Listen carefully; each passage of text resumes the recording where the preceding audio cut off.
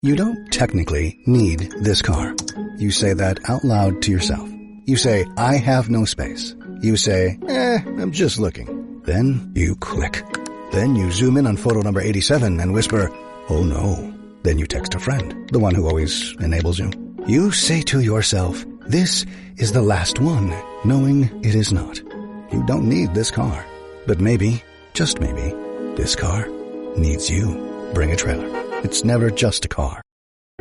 This episode is brought to you by LifeLock. When you visit the doctor, you probably hand over your insurance, your ID, and contact details. It's just one of the many places that has your personal info. And if any of them accidentally expose it, you could be at risk for identity theft. LifeLock monitors millions of data points a second. If you become a victim, they'll fix it, guaranteed, or your money back. Save up to 40% your first year at LifeLock.com/podcast. Terms apply.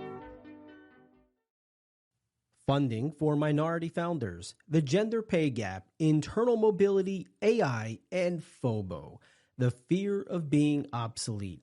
What's going on, people? Ryan Leary here from Workday, and you are listening to The BARF, a look back on the week that was so you can be prepared for the week that is.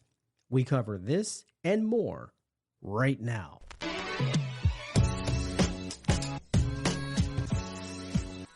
Ladies and gentlemen, welcome back to another episode of The BARF. It is Sunday the 3rd. I got my dates right? I think so. I'm Ryan Leary. He is William Tincup, and it's another episode of The BARF where we talk about breaking news, acquisitions, research, and funding. Mr. William, how are you today? I'm doing well. Thank you, brother. Daylight savings time? Yeah. It's brighter. Always Stay up confuses me. Always, it's like time zones. It's an Achilles heel for me. Yeah. No, good. So it's been a pretty good week, I think. Yeah, we got some cool stories to pitch to each other. Yeah. Why don't you kick us off? What do you got first? All right. So something that came across for me is McDonald's employee had to pump breast milk in stockroom corner. The lawsuit alleges. So I got that from Ohio Employer Law blog.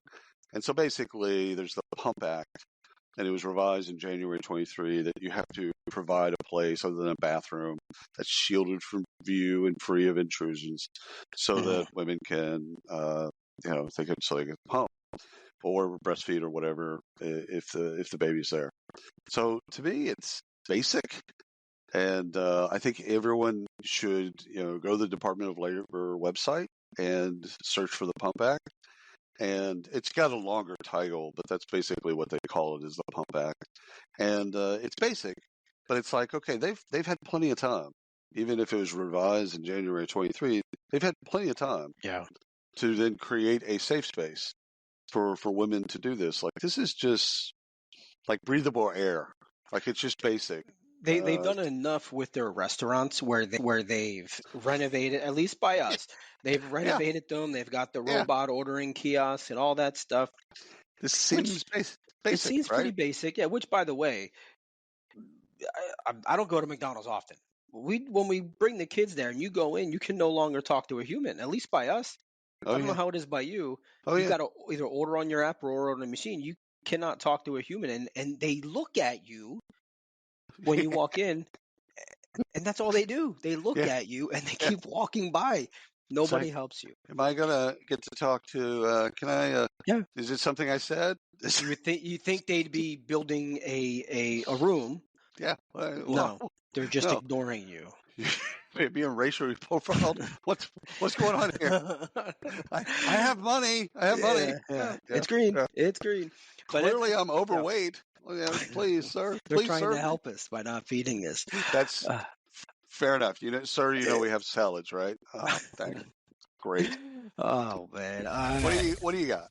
I've got one here. I'm going back down to the land down under. I did this, I think, last week. I pulled an Australian story out. I forget what it was.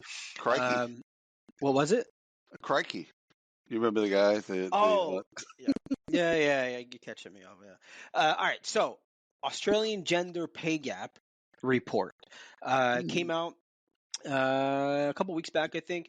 but it was released by the government, right? So the government released for the first time data on companies or with firms that have more than 100 employees, the pay gaps that exist between men and women at Ooh. varying levels. And so their thought here was obviously call them out, Right. not in a malicious way, but call them out and expose the fact that this is a real problem in Australia. And so let me just pull these numbers up because I'm going to misquote it here. So this was legislation that was passed back in 2023, where each year they're going to release any firm with more than 100. They're going to release this report. So the median where am I at here? The median. I lost it. Give me a sec. Eric, the gap was 19% in favor of men. The base pay gap, 14.5%, and the average total of pay was 21.7. Favored to men, of course. Right. Yeah. Banking was the biggest offender. Shocking. The Commonwealth Bank of Australia, with 50,000 plus employees, the pay gap. Take a guess. What number we at? I'm gonna go 30%. You're wrong. Where are we at? 29.9. Huh. 29.9. Okay. So when close. I said 30%, you're You like, were close. did you read the article? That's not fair. I No, thought for a I didn't. second, like, am I gonna No, did you read? No. no. So that's pretty high. That's extremely high. I don't know I what the mean, number is here in the States, but I felt that was really high. They've got a lot of work to do. yeah. The thing is, for me, again, we all know that the gender equity pay gap exists. Yep. Like this, we can't act like it does. It's not there. It's there. It's real, and it shouldn't be there. So, like, I even while I like that they're reporting on it and doing it in a public way, etc. I like all of that. I think why do we start at 100? I mean, if you have 2 employees, like again, I think at one point you've got to reconcile those things, and it should be at the founder level, at the base, at when you build a company, equity should be at the core of what you do. Right. And that should be part of your, not just your value system, but it's just that's what good businesses do. You make equitable decisions. Yeah. And first of all, I'm glad that they're doing it. Yeah, it's nice that they're doing it. I did look. There's a whole bunch of content and articles around what they should be doing from the pundits out there, but there's nothing. There's nothing that says what these companies are actually doing. No, you have to make it a zero tolerance policy. The board, I mean, if we're being really honest with each other, the board has to say, okay, no mas, and that's it.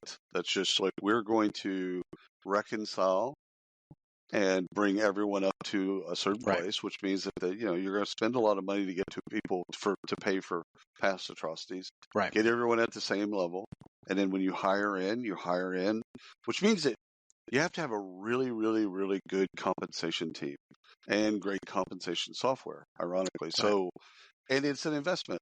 It's an investment in the future. And I think the companies that do that, they do it in a very public way. They're transparent about it. They're like, okay, this is what we're going to do. With quarter over quarter, here's what we're going to do. We're going to move from 20% to 15%. 15%, 10, 5, 0. And by any year, we'll have invested $200 million or whatever the bid is, and we'll get there. And oh, by the way, on the recruiting side, we'll fix that by no more Immediately. Immediately. So now, does that? I know we've had these discussions before, but does bringing in new talent and immediately bringing them up to the same pay scale, does that create an inequity with the current women that are in the organization? Well, again, it's your skills, and now you get into kind of your competency model and your skills model and your experience model, etc. Like everything. Then when you talk to comp people, there's a grid. how long do you have these skills and how long have you been doing it? And then they've got kind of a range. What we're trying to get is people that are equal. So a man and a woman both have been doing, let's say, Java programming for 10 years. They both graduated from so-and-so schools. So they look on paper and they are very much equals. They should be getting the exact same pay. Absolutely. So if somebody comes in with 8 years of experience, yeah, they should make a little bit less. But then it's justifiable because they're not the same. Right. Okay, so but the thing is having a zero tolerance policy around equal.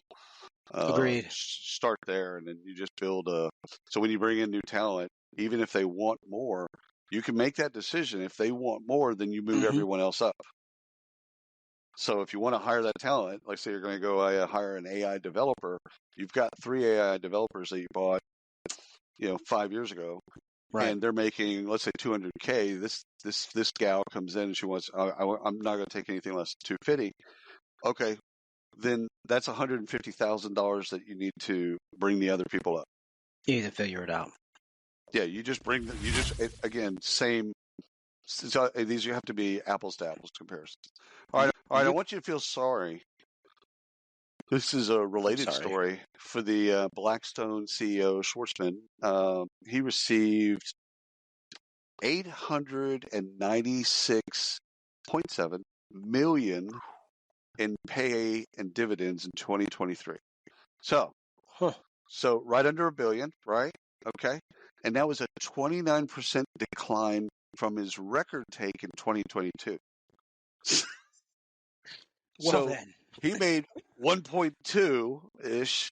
Let's just round it up for those that are non-math majors. He made 1.2 in pay. Now, again, that's pay and dividends and all that kind of stuff, right? And this is on Reuters, so if you want to dig into the story, you can. So, as we're talking, there's a lot of chatter around equal pay.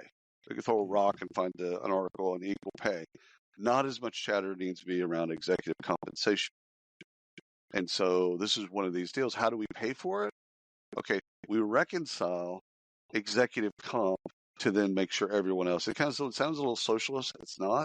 It's just saying, did that person really add $1 billion worth of value in that year? Really? I mean, that's questionable if they did. If they did, fantastic. All right, cool, whatever. But the way to pay for equity, the gaps in equity, is to look at executive. In my opinion, is to look at executive comp. So yeah, feel sorry for him because he made less money in 23. Yeah, well, it's a shame. It's a shame. It's a shame. Well, it's I guess, right? Well, all right. I've got one here. This is nothing of super importance to you or anybody else that's listening, except Mary's mother or Mary's husband or Mary herself, Mary E. Sweeney. She moved to Trident Health as VP of HR, I think it is. Right. The only reason I bring it up is because she was with a local university that it's only 23 minutes away, and it's a big deal out here. She's making a move and moving over and going back into healthcare. That's it.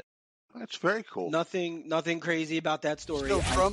From academia and back into the private healthcare sector? to academia, back to healthcare.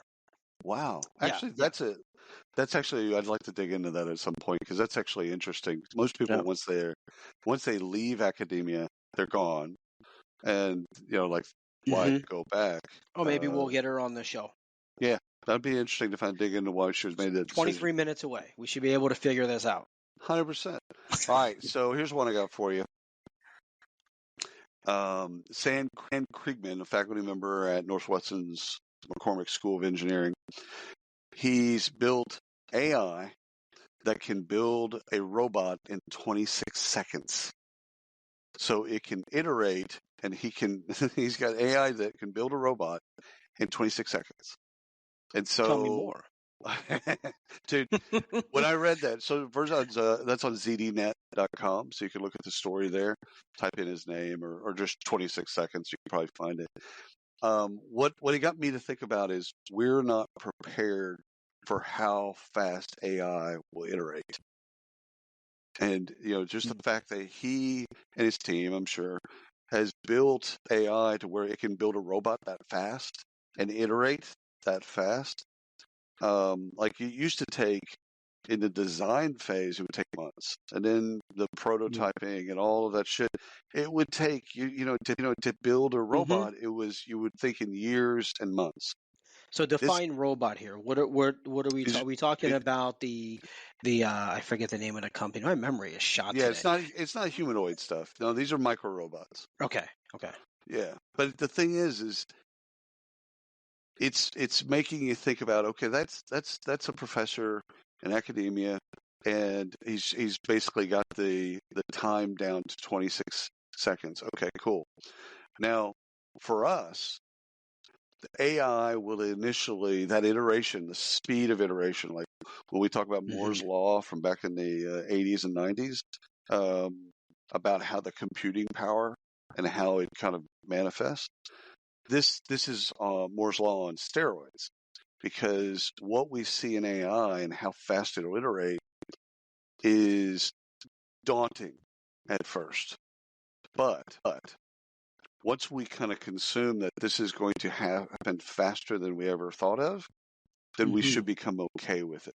Like, okay, it's 26 seconds, but next time he's going to put out a report, it's going to be 20 seconds. And the next time he puts out another report, Right.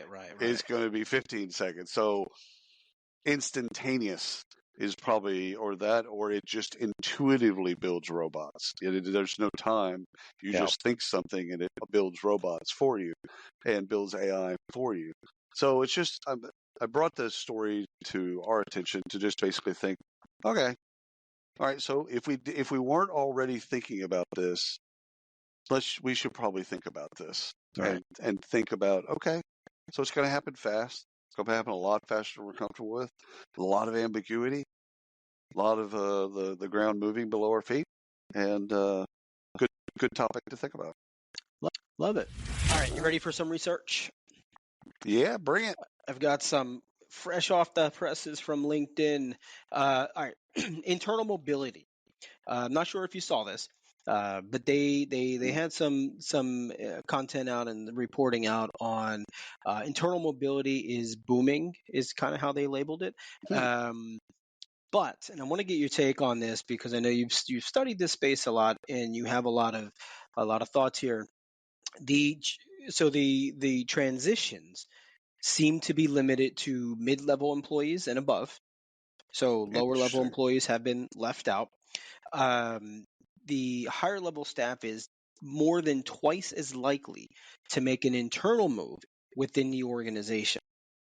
And so is a long report, but that's kind of what I picked out when I went through it. A couple of thoughts here, and I want to get your take on this. I feel like this is bad. Right. I feel like this ties into another story that I read after this that I want to bring in, which I'll get to it at some point today. But I feel like this is bad. I feel like this is widening that equity gap within the organizations, and certainly not building an inclusive culture. We talked about an inclusive culture last week. We can dig deeper on that here if we want, but it's definitely not equitable. And I know you've got a lot of solid thoughts there, so have at it. Yeah, I think the thing is nobody does internal mobility well. So it's one of those things. It's probably something that is more or less a holy grail of HR, and in the sense of you hire somebody and at the entry level, and you continue to move them based on success, of course, and performance and cultural alignment and all the other things that you'd like to think of. All those holes that open up. So if we say that mid managers are moving laterally or they're moving, then there's a hole. Now, what could be happening based on the economy and based on what people think about the economy is those holes don't open. So they're moving and doing a new gig within the company, but there isn't a place for the entry level folks to move into. Well, let's put that aside, but let's say there is a hole. What should be happening is the internal recruiting should be looking first at the people they already have on staff, bringing them, pulling them forward, giving them the training, et cetera, to them. And that way, you're just vertically integrated. You just bring people in the front door, and they just kind of move and march all around the organization. But again, no one's doing it well. So when people listen to this, it's not like you can point to a company and go, "Yep, we need to do it like they do it and better." No one does it well. But I think more kind of information on those moves that are made internally could be to new places. Well, they're to new places, but they might not be creating openings. Yeah, it's an interesting take, and at face value, someone moves, there should be an opening. That doesn't always happen. It should, and doesn't always happen. Why don't we take a page out of the minor leagues, right? Out of the farming system, like. Right. This episode is brought to you by Progressive Insurance. Do you ever find yourself playing the budgeting game? Well, with the Name Your Price tool from Progressive, you can find options that fit your budget and potentially lower your bills. Try it at Progressive.com. Progressive Casualty Insurance Company and Affiliates. Price and coverage match limited by state law. Not available in all states. This is William Tincup, and I'd like to direct you to a wonderful limited series podcast that Ryan and I recorded live at the ERE Recruiting Innovation Summit. We sat down with 20 recruiting and TA leaders from around the world to hear what today's best recruiters are doing to stay sharp, stay relevant, and stay ahead. It's called The Talent Shift. You'll love it. You'll find the podcast wherever you get your podcasts. Listen, like, review, share. Do you. This is what they do each and every day, right? Like they're shuffling players around. But when you get into a corporate structure, you're there. Yeah. Like you're in your role. You're told it's told to you or it's taught to you. You're going to be there for 2 years before you can move up. Well, it's worse than that because people, once they have a person in that spot, they don't want them to move. That's actually a tell if they're for a bad top managers. performer, they don't want to move. Yeah. Right. No. Yeah. If you're a bad manager, right, you don't want to have to replace that talent. Right. So you stymie their growth. Yes. And again, that's a tell for a bad manager. A good manager, if not a great manager, is figuring out how to get that person promoted to AA, AAA, and into the majors. Right. Right. And so I full-heartedly agree with you. In terms of how we should view talent is bring them in raw, and then get them out of high school, get them out of whatever, get them out of college, take them out of the draft, and get them in raw, send them straight to single A ball, let them play their way through it, and get the coaching and stuff, and just kind of work their way through it. Same with employees, like just bring them in, let's get them in the front door, bring them in. And let them bounce off the walls a little bit. Some of them are going to take a little bit harder, longer path to get to the place.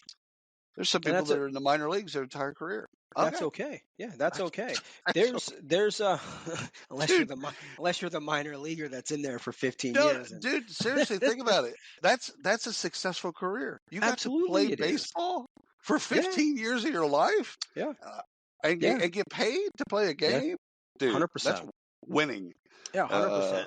So I've got a story that I'll bring it up later, but it ties into this just because of the way we're talking about it. But this also ties into, and we haven't released it yet, a conversation. Well, so if you're hearing this later on in life, we've already released the conversation. But if you're hearing it tomorrow, we have not released the conversation about workplace happiness. We just had this conversation yesterday and about bad managers and how to make managers better. And I think this is why the story caught my attention. We'll link it down in the notes when it's published so that you can all go back and see it and watch it. So I think it's a good conversation. With the CEO founder of Best Practices Institute. Well, you're right. We have Workology. Their product. We also talked a lot about happiness with Whisk. The founders of Whisk. So talk about it in a lot of different ways. All right, let me throw one past you. Atlanta, Boston, Bay Area lead way in dramatic funding decline to Black startup founders. Okay. That's via Crunchbase. and it's a 2-part series. Please go read it, because it will absolutely break your heart.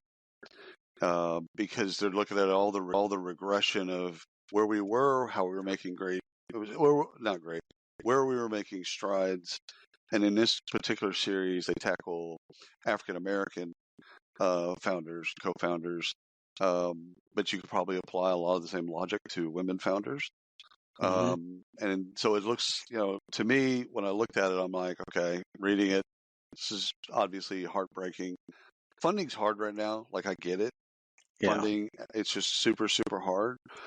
But the hope is that we don't regress into a state where we're only funding white male founders, which is where we've been historically throughout Silicon Valley. That's just kind of been the bit. You're a white male. You're obviously going to run a successful company. So it's heartbreaking, but it's better for us to talk about it. It's better for this series. The 2-part series is again something to read and consume, and then have an understanding so that we can be better. I've got an acquisition to talk about. Oh, do tell. I will tell. So, all right. So every year we talk about consolidation. The market's going to consolidate. I think we've seen it before, but we're seeing this here now. It's happening, and there's been a couple of acquisitions. I know you have some you want to talk about. The one that caught my eye was Deal.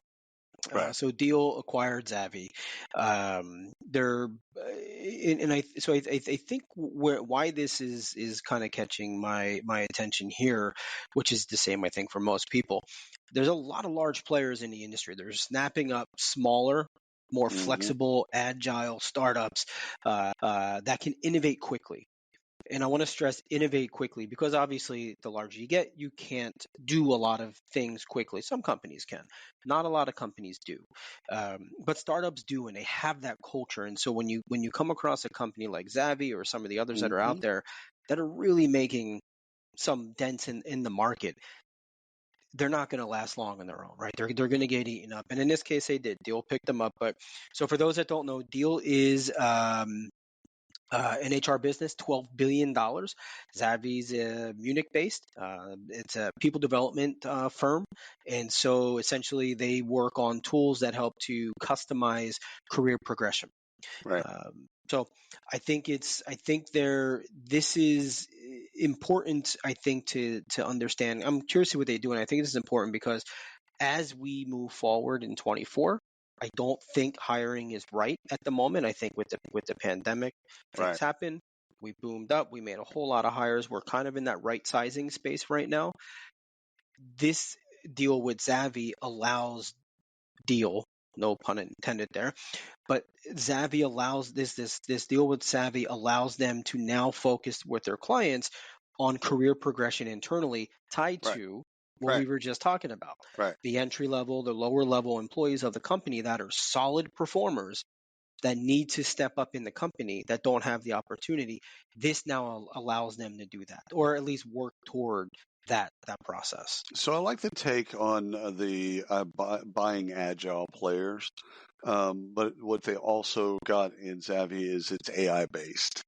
So I think we're going to see a lot of those types of plays, those acquisitions.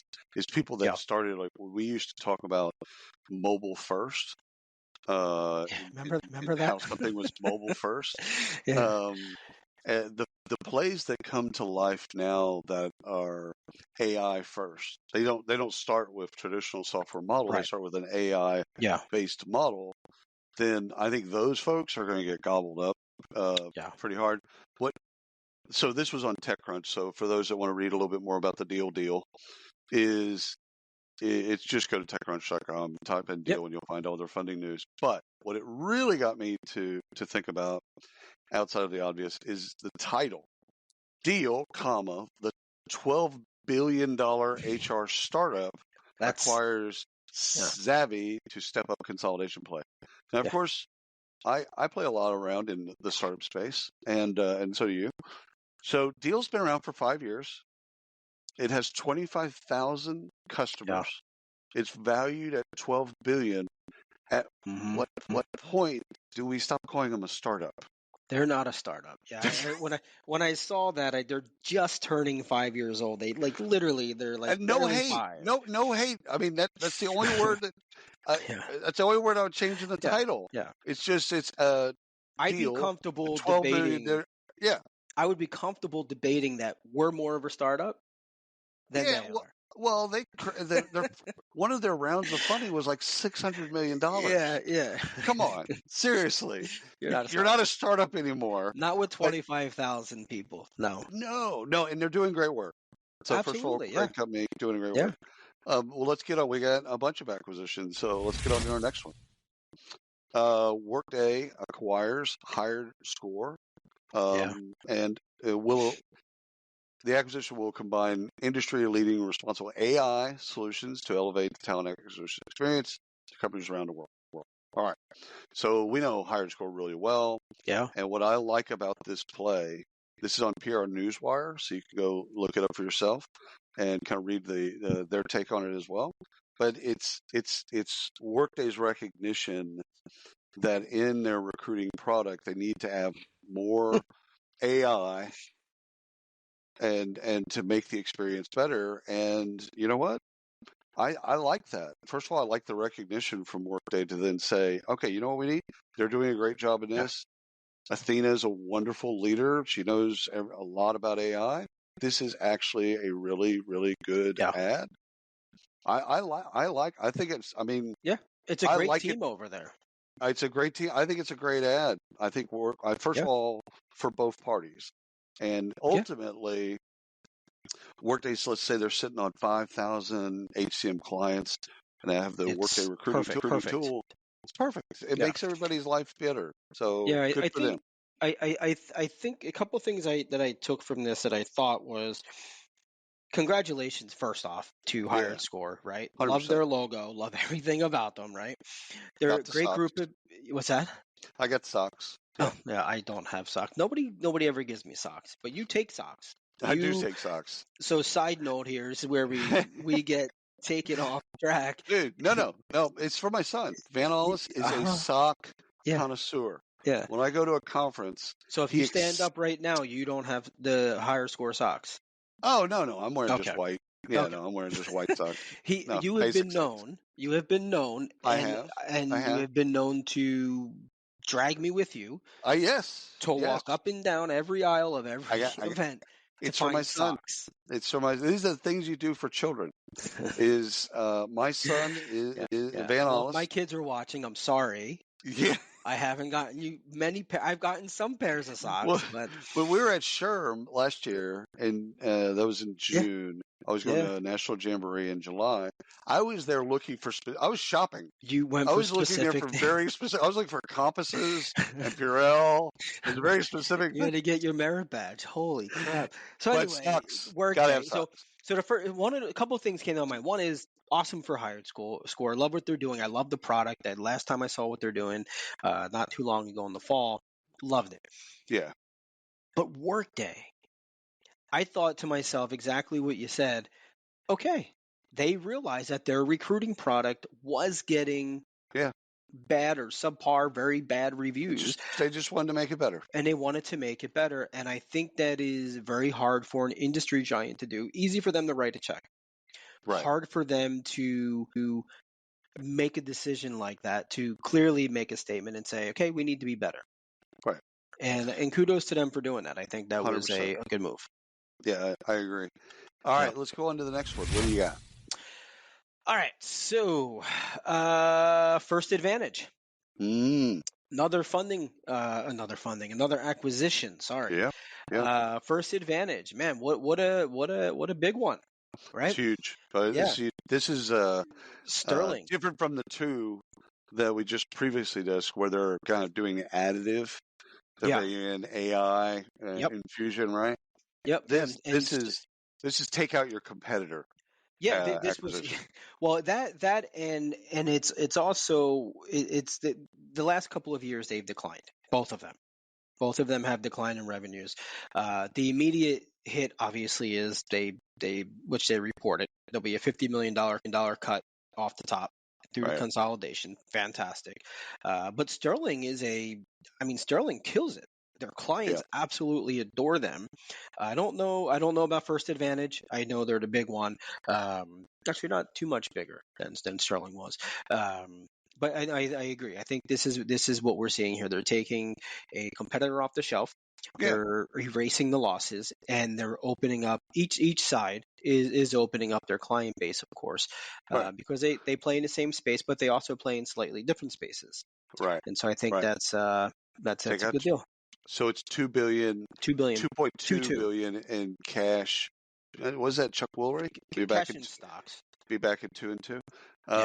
So that's the cash in stocks. So my analysis of it is Wall Street will love it. Clients will hate it. Culturally, we've worked with both. I don't think you could find two more opposite firms in that space. And I think they're dangerously close to monopoly status, that threshold. They are. So they are. I'm kind of looking at the SEC to look at this. I mean, I don't know how close they are to that threshold, but it just seems to me, based on both their customers. Well, I was reading and listening to a podcast that was talking about this, and it was one of the writers over at the Fool. And so I went and I read their article on it. Right. And they had a couple of different articles on it, which was interesting. I guess an acquisition this size brings a lot of the analysis out. Yeah, you have to. But they were very clear. This isn't a buy for them. This isn't a buy for them if you're buying stock. If you're buying stock, right? Yeah. They want it to settle. They want this is one. Yeah, this is one. It's up 25% or something like that now, whatever it was. But wait until it gets to that point. Right. Because I have no background in to give information. This is just what I read. But what they're saying is there's potentially going to be issues here. Yeah. And for them, it was a hold, which was interesting. Yeah, which is interesting. Okay. All right. Last acquisition that I have is Business Solver announces acquisition of Capstone Group for tech and services consolidation. So this one makes perfect sense. All of them actually make perfect sense. Both firms, Capstone and Business Solver, serve the exact same customer. So the same market, same buyer. They sell different things to that buyer, so there's not as much product overlap. And I think in the first year it'll be like Ultimate Software and Kronos, where they just sell to each other's customers. So, Capstone Group will bring Business Solver into their customer base and vice versa, and then they'll start building stuff together. I think the folks that follow the benefits, tech space. Yeah. I think they would say the same thing. Makes sense. Yeah, and this is my confession story here. I've always made fun. Yeah, I've always made fun of or jokes about, like, we don't cover the boring stuff. We don't do benefits and HR. And I got to tell you, the last 2 years or so that I've been like, okay, let's look at benefits. Let's look at all of this stuff, right? Since the compliance. It's a really interesting space, and I can see why people waste their time here, right? It's a little different than recruiting. Well, you shouldn't say waste. Waste. You know what I mean, right? Sorry. Don't bury the lead. Don't bury the lead. No. Yeah, but it's a real. This space has a lot of innovation, and I think we're seeing that now with a lot of these, with the learning companies, especially with AI being baked into the learning and the coaching programs and all these things we used to make fun of. All of those things that you would think are just kind of the plumbing, like the infrastructural stuff to a house. So we kind of look past them because we're looking at the sexy stuff, like the paint on the outside of the color. Well, and AI has given them a brand new life. They have, yeah. The coaching platforms, the learning platforms, all of that. Yeah, absolutely. So, all right. So I've got one here. Okay. I'll ask you a question. Okay. I'll give you like 15 seconds. Okay. And I'm going to cut you off to answer it. How do you thrive in the skills economy? I don't. All right. Well, now I I got to think wait 13 seconds. no, I don't. Are you saying you have no skills? No, I think skills are for me and what I do and at the place I'm in my life. I think skills are things that you do in seconds and minutes. Mhm. And so it's like throwing yourselves, like just this show is a great example of skills of finding fun stories that we like Yeah. and then having conversations about what we like about the story Mhm. or what we want the audience to kind of get out of the story. I can't say that I had that skill prior to us doing it. I might have been able. I mean, my nickname in high school was Mr. Bullshit. So, like, okay, fair enough. I could probably bullshit my way through it. Fair, all right, is what it is. However, finding things that are Yeah. really interesting and then going back and forth and pitching Yeah. a story. I think again, skills are not these boxes that No. you build. I think it's these No. micro things that you just develop, and Yeah. they also expire. And Yeah. so as you're building new things, you're also things that they erode and Well, decay. I let you talk more than 15 seconds. Yeah, I of got course. to cut you off. So, all right. So this story, so this story is about degrees versus no degree. Okay. Right, right, So companies dropping the need to have a degree right, for the job. right. Okay.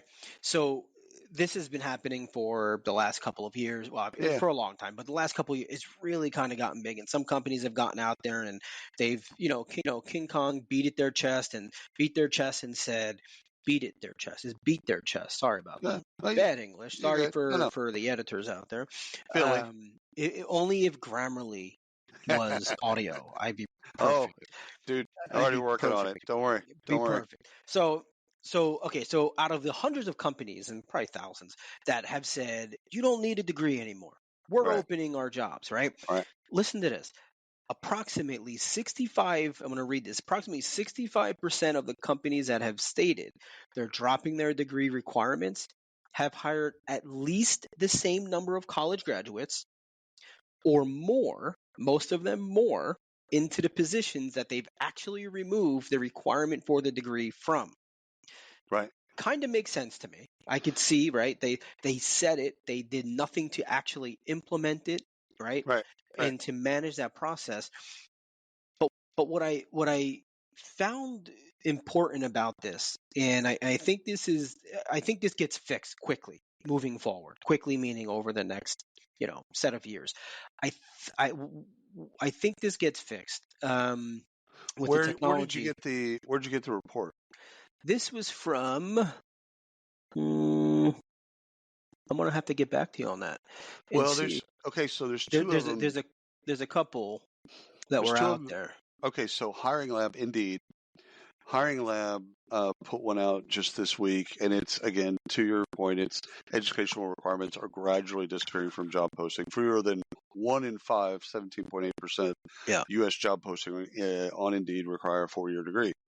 Which my analysis of that is real Yeah. simple.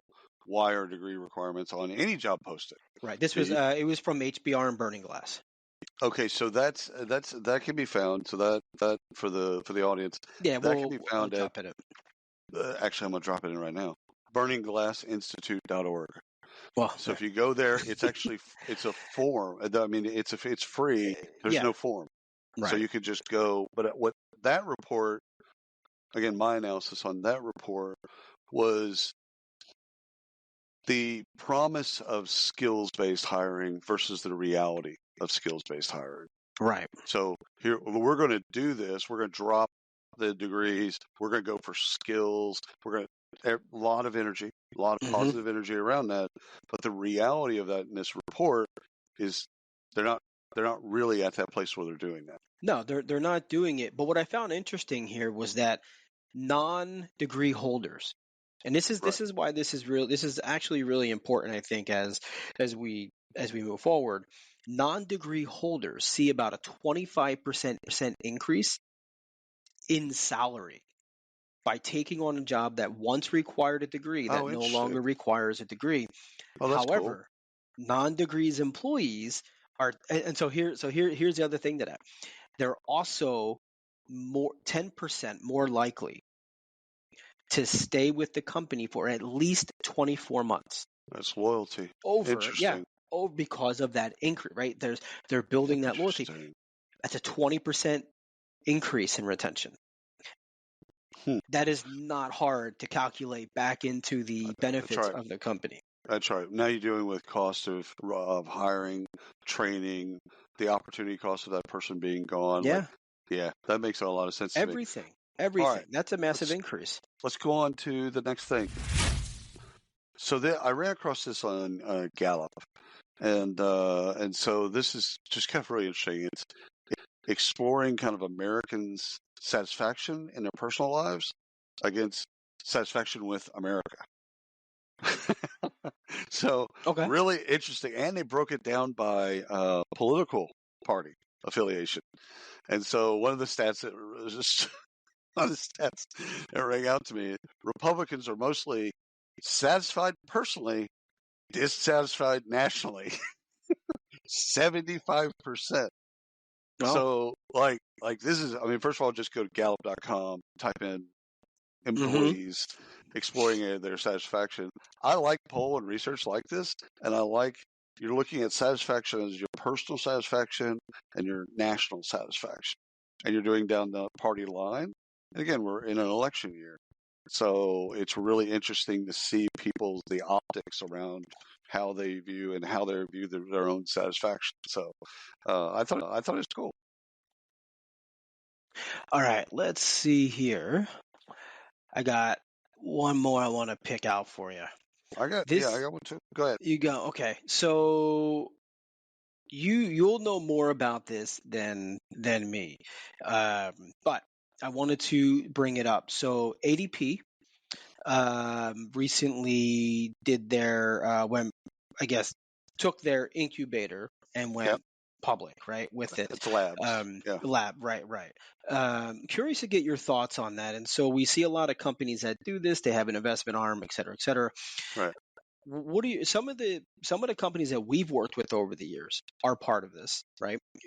And I'm curious to get your thoughts on what this means as they are now looking to invest more in the space here. Well, I think it's genius. ADP's largest payroll company in the world, and so they need to innovate, right, to stay relevant in all the things that they do, because they're not just one thing. They have all kinds of products all across the strata. So they've got to innovate. They can't innovate themselves all the time. So they've got to outsource innovation to startups. Right. And that's not a hickey on them. Every company does. Yeah. I mean, we just talked about Workday and Deal acquiring that. That's what they're doing. That's why they do it. I love, first of all, I love the labs.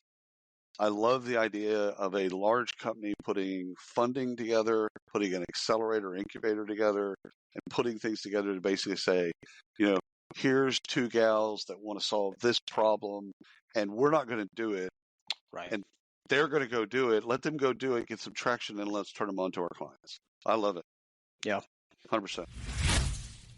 All right. So ran across this, the ultimate guide to applicant screening plus screening question and examples. Anytime you say ultimate guide. I know. This is brought to us by the Academy to Innovate HR. AIHR.com. So it's a pretty good domain, quite frankly. But it's a training company. So it's not as much about like pure research, but their content. What I like about they great content. It's free, so you can go and get their content. Like that article, the Ultimate Guide, Bill. It gives tricks and hints and things for candidates, for hiring managers, for recruiters. It just walks people all the way through. Here's how you should screen. And for people that struggle, both in HR and in recruiting, they struggle to think about how should we be screening. Again, I don't know if I'd use the ultimate guide, but it's good content that kind of gives you a starting place for what you should or what you can do. So anyhow, take a look at it and take a Check it look out. at especially their blog. But if you like courses, they also have, because it's a training company, Yeah. they also have courses. So if Yeah. you're looking for that, you got that too. And their site, not that it matters, but their site is very easy to Oh, navigate. 100%. 100%. Good domain. Yeah. You got, All what right. do you got? Are you into funding now?